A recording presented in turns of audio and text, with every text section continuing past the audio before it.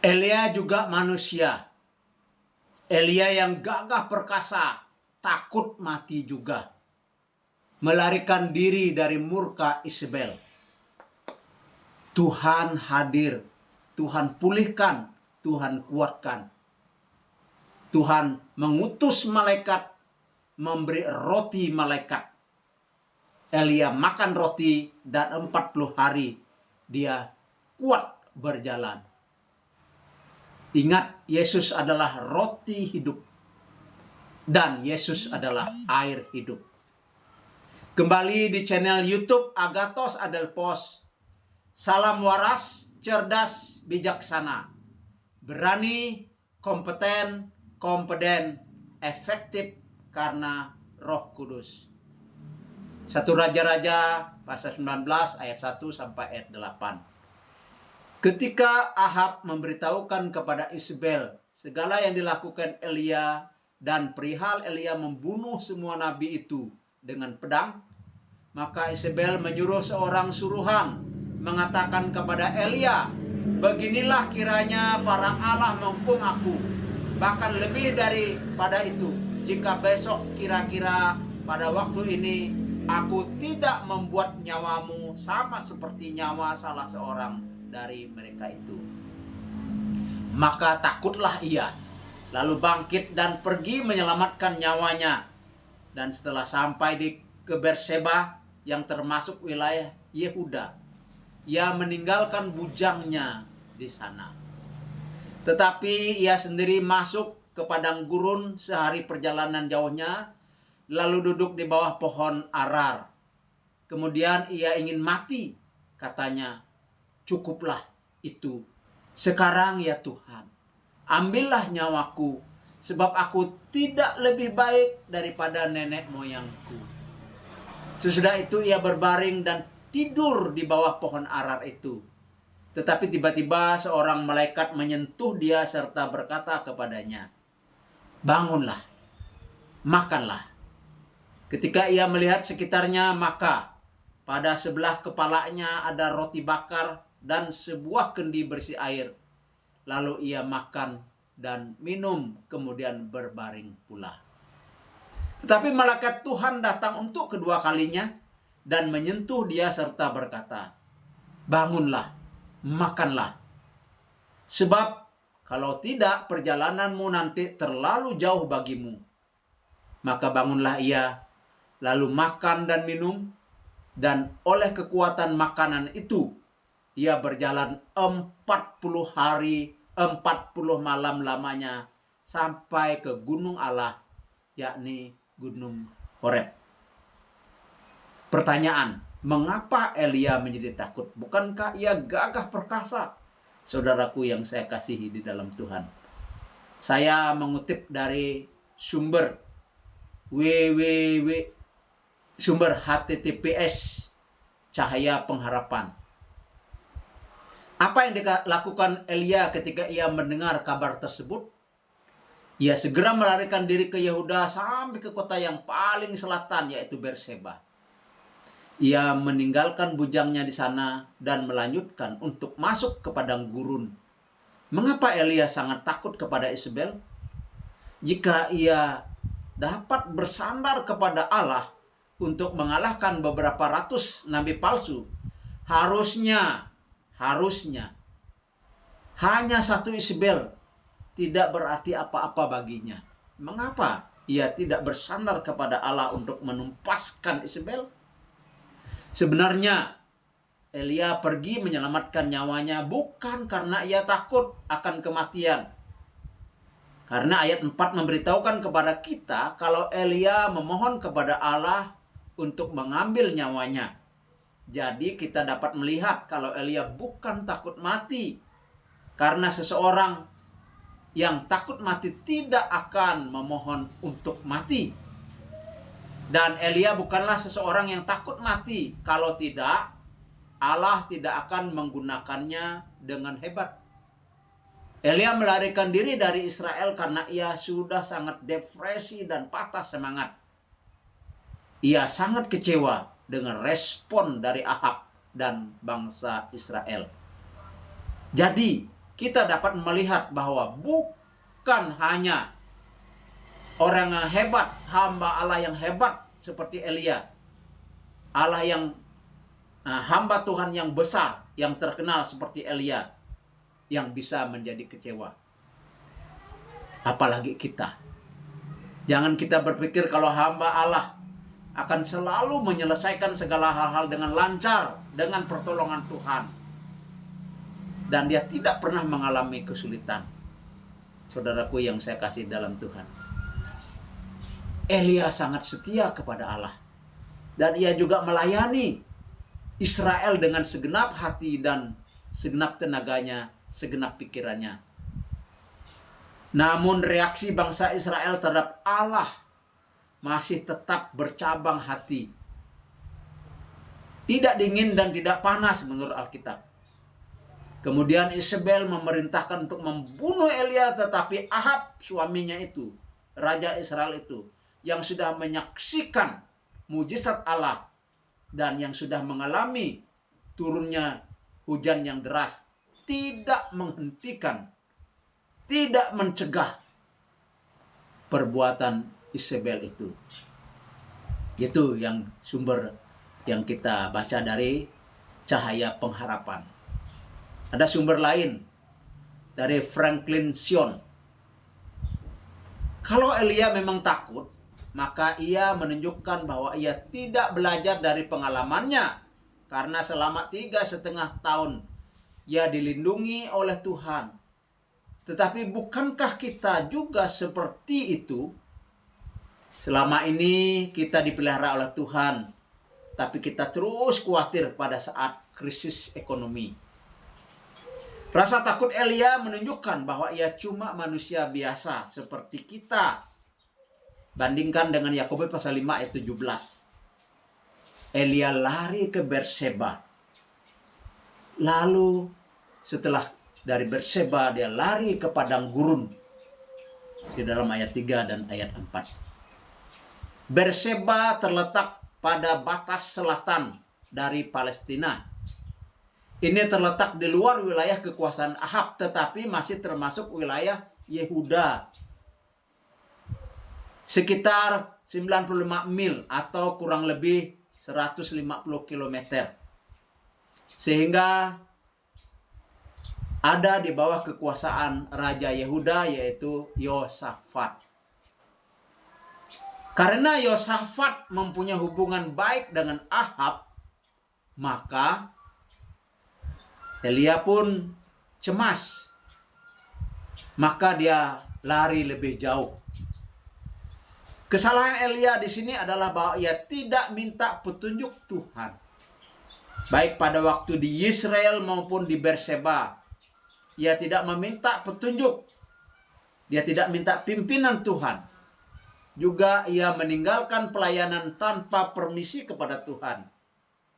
Ini seperti pembantu yang lalu ngeloyor pergi meninggalkan pekerjaannya tanpa permisi kepada majikannya.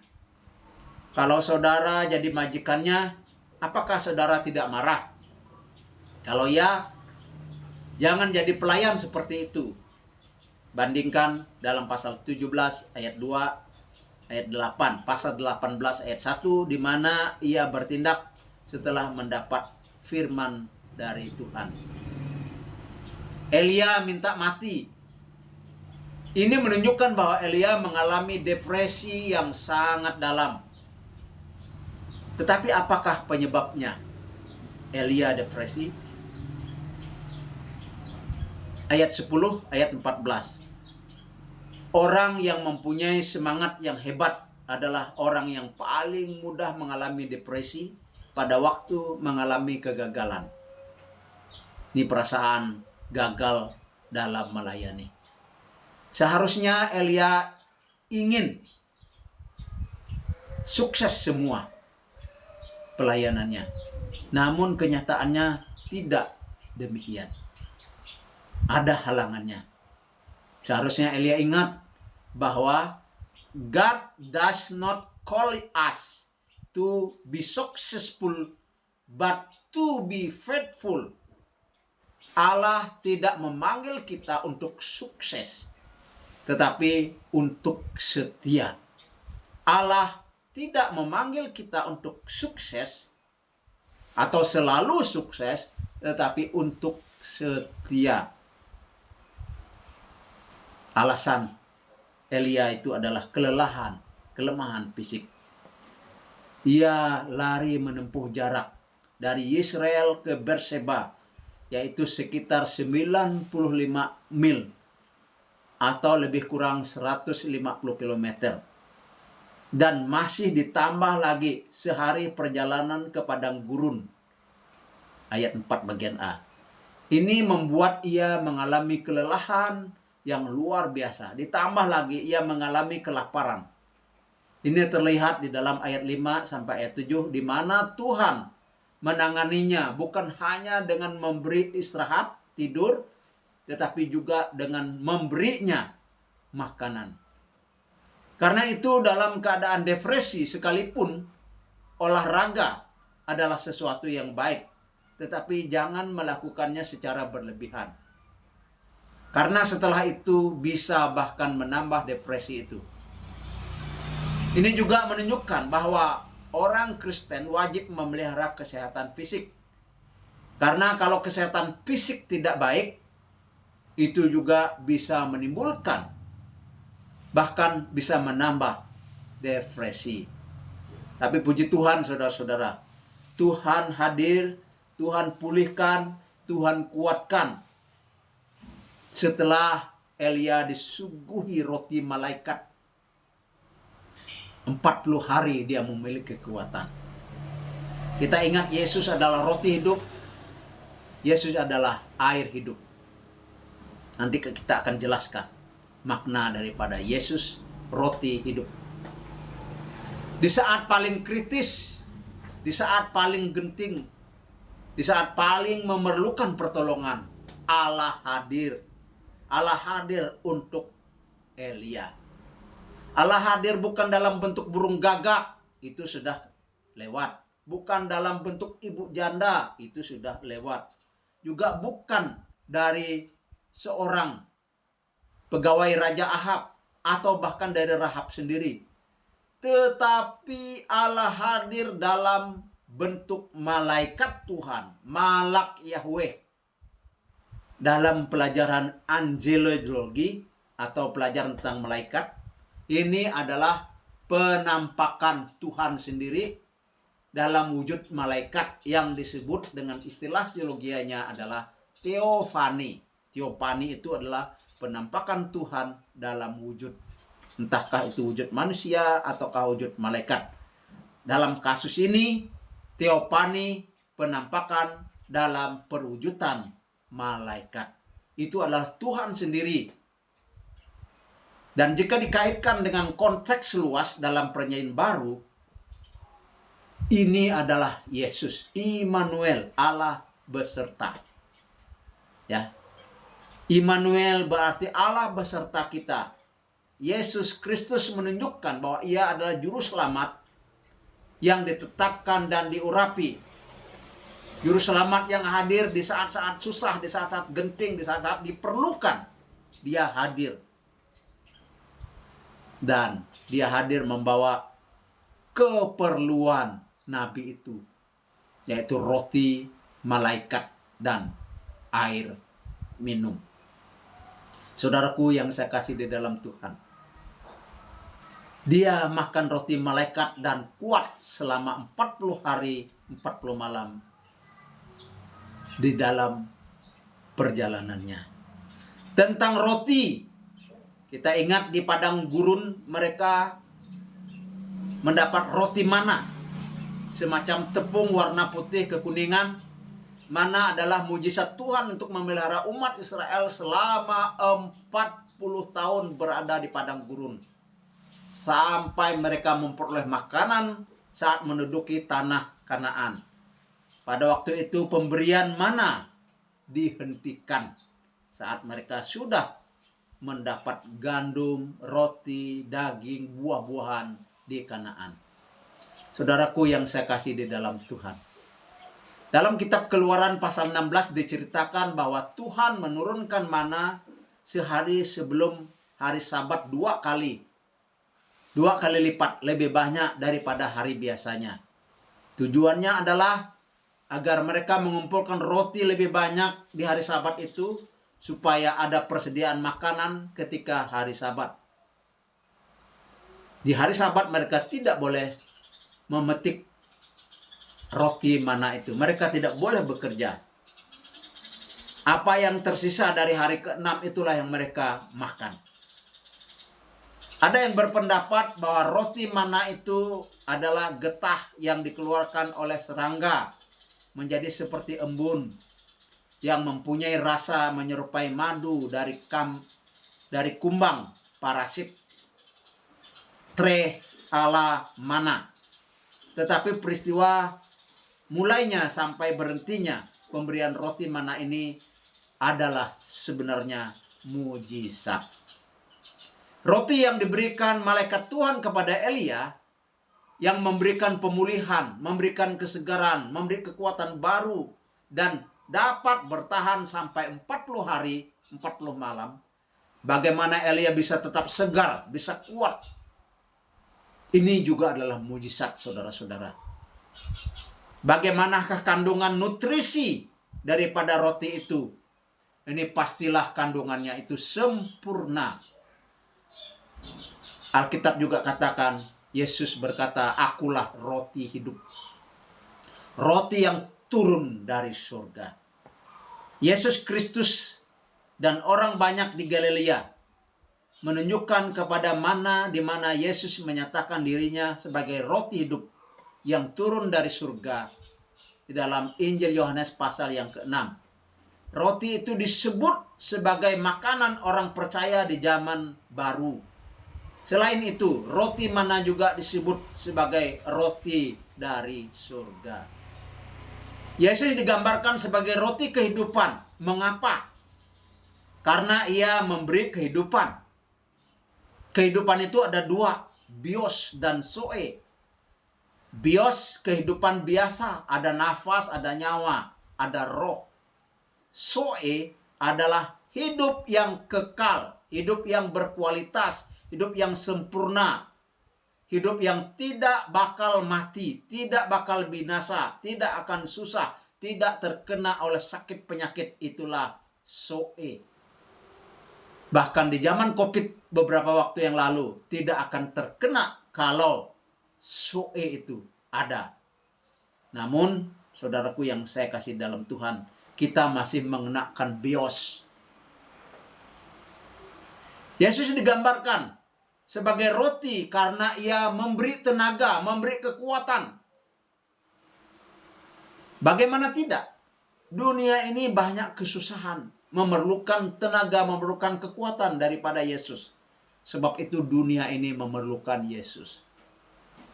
Yesus mengundang semua orang yang letih lesu dan beban berat supaya datang kepadanya untuk mendapat kelegaan, untuk mendapat kekuatan, untuk mendapat kesegaran. Ia berkata, Matius pasal 11 ayat 28, Marilah kepadaku semua yang letih lesu dan yang beban berat, aku akan memberi kelegaan kepadamu. Sebaliknya, binasa kekal menyambut Anda jika menolak Yesus. Dan hanya hidup yang kekal yang menjamin Anda, yaitu Zoe yang ada di dalam Yesus Kristus. Kembali kepada persoalan takut depresi. Jika Anda takut depresi, galau, ingat Nabi Elia. Manusia biasa yang juga depresi dan takut. Namun ingat bahwa Allah itu peduli kepada nabinya. Kalau ia peduli kepada nabinya, ia juga peduli kepada kamu dan kepada saya. He is care to you all. Ia memelihara kalian semua. Ia memelihara saya juga. Ia memang tidak melenyapkan rasa takut itu.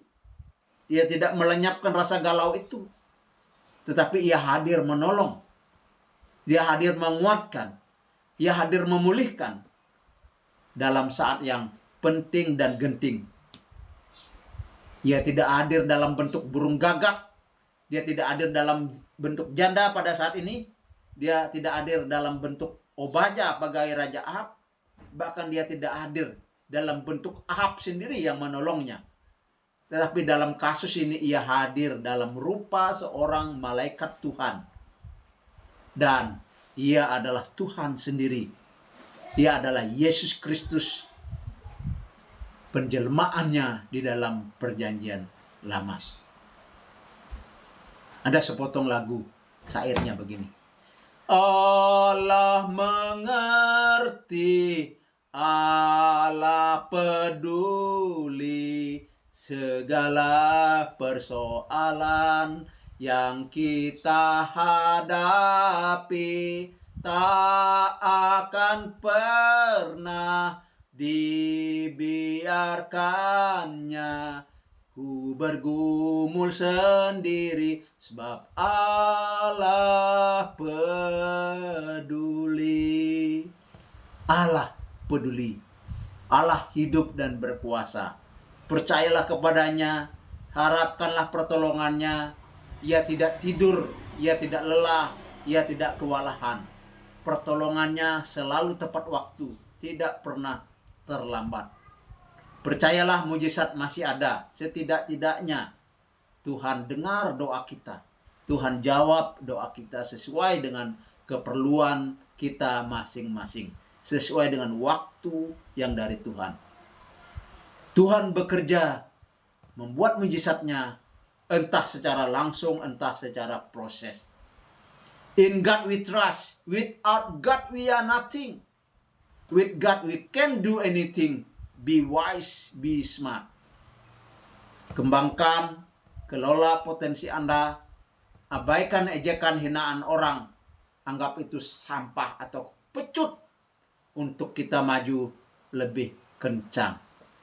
I love you by Pendeta Najarudin.